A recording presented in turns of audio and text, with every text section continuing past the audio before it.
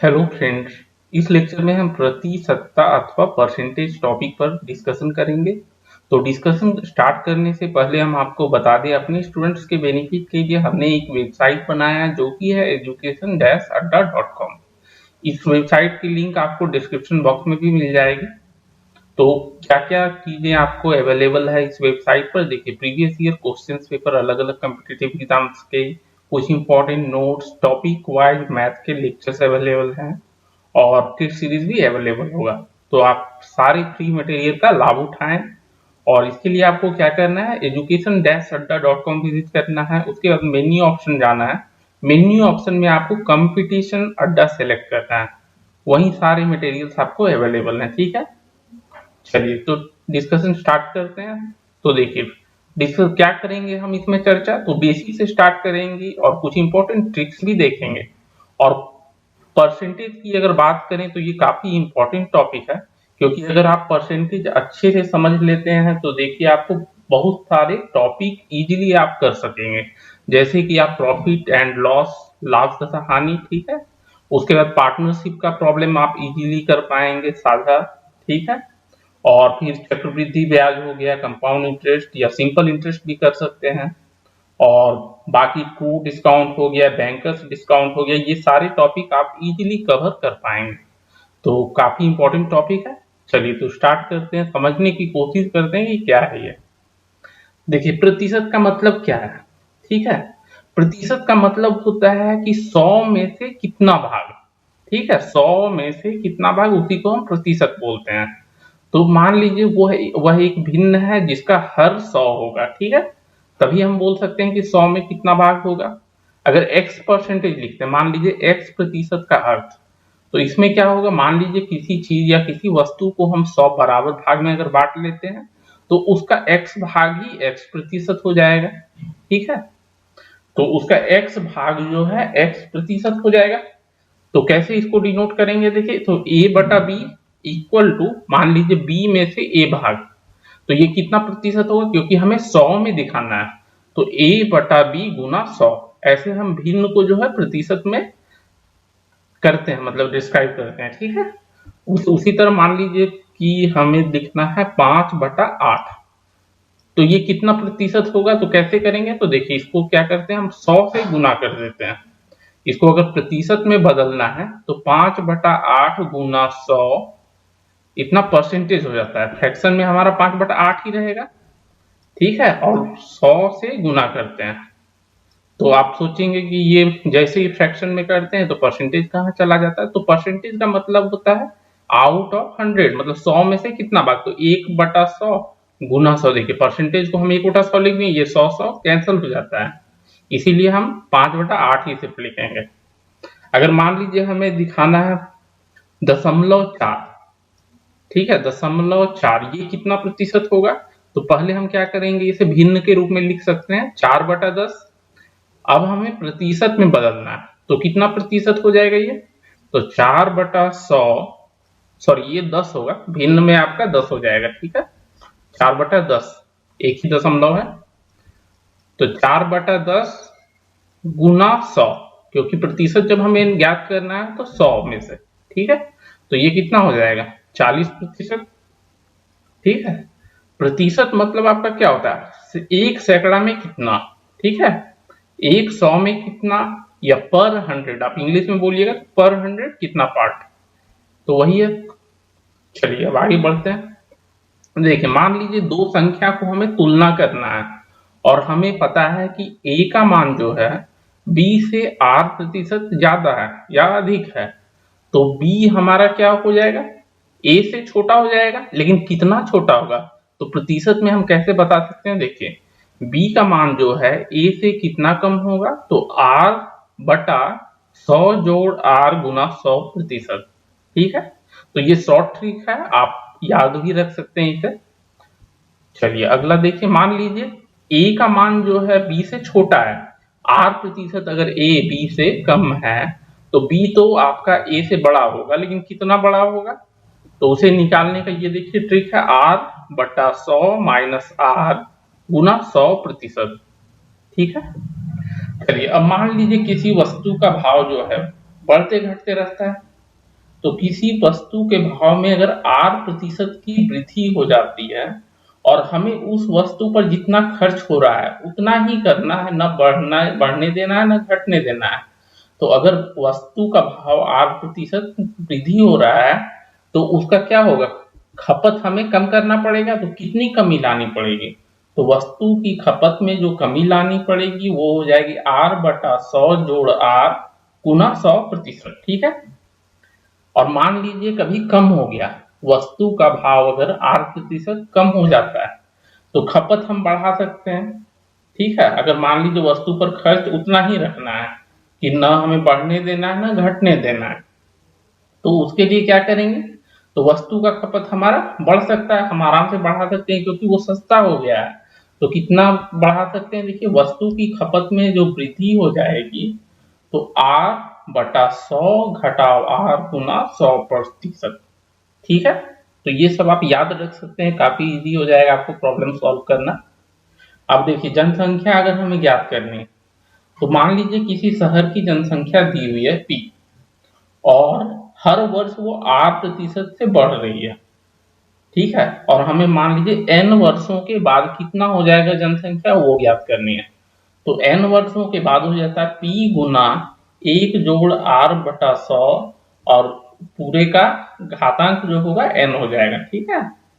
पूरे का घातांक n, तो P into 1 plus R/100 to the power n। अब मान लीजिए कि हमें अभी जितनी जनसंख्या वो P है और पता करनी है कि n वर्ष पूर्व कितनी थी जनसंख्या। तो इसे कैसे ज्ञात करेंगे, तो ये भी आपका शॉर्ट ट्रिक आप डाल दीजिए, P/1 जोड़ R/100 और पूरे की घातांक हो जाएगी n। ठीक है। जो हर में है उसकी घातांक हो जाएगी n। तो ये आप अप्लाई कर सकते हैं। अब मान लीजिए देखिए पहले और दूसरे में हमने क्या लिया कि हर वर्ष R% से ही वृद्धि हो रही है। ठीक है। R% से ही जनसंख्या दर में वृद्धि हो रही है। लेकिन हो सकता है कि पहला साल R1% से वृद्धि हो, दूसरा साल R2 से हो और तीसरा साल R3% से वृद्धि होती है। तो 3 साल अगर हम लेते हैं तो 3 साल के बाद जनसंख्या कितनी हो जाएगी, तो 3 साल के बाद जो हो जाएगी P गुना 1 जोड़ R1/100, मतलब ये जो है आपका P इंटू 1 जोड़ R1/100, ये 1 साल के बाद होगी। 2 साल के बाद की बात करें तो P into 1 plus R1/100 into R1 plus R2/100। ठीक है। यहां तक लेना है आपको ये पूरा, ये 2 साल की हो जाएगी। 3 साल की अगर निकालनी है तो P इंटू 1 जोड़ R1/100 इंटू 1 जोड़ R2/100 इंटू 1 जोड़ R3/100।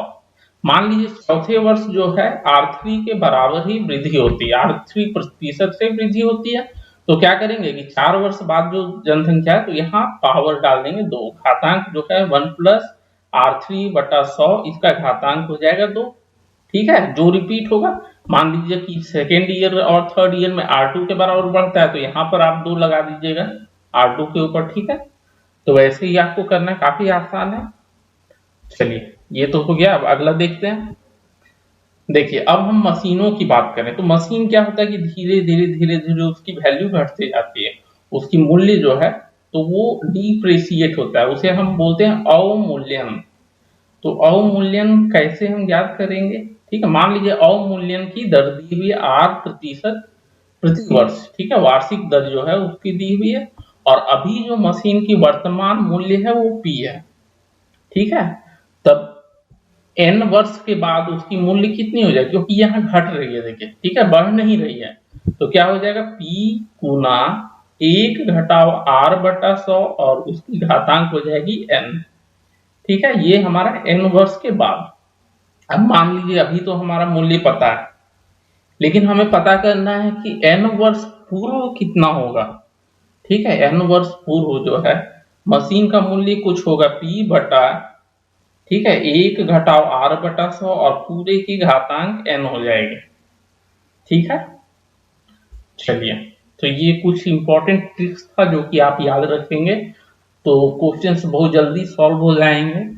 चलिए अब कुछ सवाल ले लेते हैं, बेसिक सवाल हैं ये सब। ठीक है। तो बेसिक्स आपका क्लियर होगा तो आप कॉम्प्लेक्स प्रॉब्लम भी सॉल्व कर पाएंगे। जैसे मान लीजिए हमें यहाँ पर क्या है, निम्नलिखित प्रतिशत दिया हुआ, ठीक है, उसे भिन्न के रूप में बदलना है। तो देखिए 45% है। अब देखिए 45%, प्रतिशत को हम जैसे हटाएंगे तो क्या बोलते हैं, प्रतिशत मतलब हटाना, मतलब 1/100 से गुना करना या 100 से भाग देना। तो 45/100 हो जाएगा, ठीक है। प्रतिशत हटने का मतलब है कि 100 से भाग देते हैं, ठीक है। 45% मतलब 100 में 45 भाग, तो 45/100 लिख देंगे। और इसे देखिए 5 से भाग दे देंगे, आप अंश और हर दोनों को भाग दे दीजिए 5 से, तो ये हो जाएगा 9/20, ठीक है, यही उत्तर हो जाएगा। अब दूसरा देखिए दशमलव भिन्न है, 0.6, ये आपको प्रतिशत में दिया हुआ है, तो 0.6% को क्या लिख सकते हैं, पहले तो हम प्रतिशत हटा लेंगे, तो 0.6/100, क्योंकि जैसे ही प्रतिशत हटाएंगे तो 100 आ जाएगा। अब यहाँ ऊपर से दशमलव भी हटा लेते हैं, तो 6/1 है, तो ये 1000 हो जाएगा, ठीक है। अब इसे हम 2 से भाग दे देते हैं अंश और हर दोनों को, तो ये हो जाएगा 3/500, ठीक है। ये हमने भिन्न के रूप में बदल लिया। अब देखिए प्रतिशत को दशमलव भिन्न में बदलना है, इसके पहले सवाल में हमने भिन्न में बदला, अब दशमलव भिन्न में बदलना है, ठीक है। तो ये भी हम वैसे ही कर लेंगे। 36% है, तो 36% प्रतिशत हटाएंगे तो नीचे 100 आ जाएगा, 36/100, ठीक है। अब 100 से भाग देना तो काफी आसान है, तो 0.36 हो जाएगा, 0.36। अब चलिए दूसरा सवाल देखिए, 0.5% है, तो 0.5% को क्या लिख लेंगे, 0.5% को हम लिखेंगे 0.5/100, क्योंकि जैसे ही प्रतिशत हटाएंगे तो हर में आपका 100 आ जाएगा। और इसे हम लिख सकते हैं 5/, ठीक है, ये दशमलव हटाएंगे तो हर में आपको एक शून्य और आ जाएगा, मतलब 10 से गुना कर लेंगे, तो 5/1000 हो जाएगा, ठीक है। 5/1000 हो गया, ठीक है। अब इसको दशमलव भिन्न में तो भाग दे देंगे, तो कितना हो जाएगा, 0.005। यहां से भी आप कर सकते थे डायरेक्ट, ठीक है, यहां से भी आप डायरेक्ट 0.005 लिख सकते हैं। चलिए अब अगला सवाल देखते हैं। यहां क्या दिया हुआ है देखिए, तो पहला भिन्न दिया हुआ है, दूसरा दशमलव भिन्न है, और इन दोनों को हमें प्रतिशत, दर प्रतिशत में बदलना है, ठीक है। तो दर प्रतिशत में बदलना है, मतलब कि 100 में कितना आपका पार्ट होगा, ठीक है, 100 में कितना भाग, तो 3/5, मतलब 5 में 3 भाग है, तो हमें 100 में ज्ञात करना है। तो क्या करेंगे प्रतिशत में बदलने के लिए, तो 3/5 को कर लेंगे 3/5, इसको 100 से गुना कर देंगे, और क्योंकि हम गुना कर रहे हैं तो प्रतिशत भी यहाँ डाल देंगे, क्योंकि प्रतिशत का मतलब 1/100 होगा, ठीक है। तो 100 से हम गुना किए तो प्रतिशत डाल दिए, उसके बाद मतलब कि 1/100 से हम भाग 1/100 से भी गुना कर रहे हैं, ठीक है। तो ये आपका हो जाएगा 60%, 3/5 मतलब कि 60%, वही 0.006, इसका मतलब हो गया आपको 6/1000। अब हमें इसे प्रतिशत में बदलना है, तो प्रतिशत में बदलने के लिए 6/1000, अब हमें 100 में कितना भाग होगा, ये तो 1000 में 6 भाग है, तो 100 में कितना भाग होगा वो हमें ज्ञात करना है, तो 100 से गुना कर लेंगे और इतना प्रतिशत हो जाएगा, ठीक है। जैसे ही हम 100 से गुना करेंगे इधर परसेंटेज लिखना है, कभी नहीं बोलना है, ठीक है। इसका मतलब होता है, परसेंटेज का मतलब कि 100 में से कितना भाग, ठीक है। तो ये देखिए आप भाग दीजिएगा, तो ये 100, 2 शून्य नीचे भी हर में कट जाएगा, तो 6/10 मतलब 0.6% हो गया, ठीक है, कोई दिक्कत नहीं। चलिए अब अगला सवाल देख लेते हैं। देखिए इस सवाल में क्या बोला जा रहा है, 72 जो है, ठीक है, 72 का कितना प्रतिशत 9 है, ठीक है, मतलब हमें प्रतिशत ज्ञात करना है, एक तरह से बोल सकते हैं 9/72 का प्रतिशत, ठीक है। तो मान लेते हैं कि ये जो है x प्रतिशत है, माना 72 का x प्रतिशत जो है बराबर 9 है, ठीक है। तो क्या हो जाएगा 72 गुना x प्रतिशत, तो प्रतिशत हटाएंगे तो 100 आ जाएगा नीचे, हर में आपका 100 आ जाएगा इक्वल टू 9। अब यहां से हमें x का मान निकालना है, तो x बराबर कितना हो जाएगा 9 गुना 100 बटा 72, ठीक है। चलिए तो ये भाग दे देंगे हम, कितना हो जाएगा 9 8, तो 25 बटा 2 हो जाएगा, 25 बटा 2, अतः x बराबर कितना हो गया 12.5 हो जाएगा, भाग देंगे तो 12.1/2, ठीक है। 12.1/2 ये 12.5 के बराबर हो गया, इतना प्रतिशत हो जाएगा। ओके फ्रेंड्स, तो इस लेक्चर में हमने परसेंटेज टॉपिक के ऊपर डिस्कशन किया और कुछ इंपॉर्टेंट प्रॉब्लम्स भी डिस्कस किए। Okay, thank you.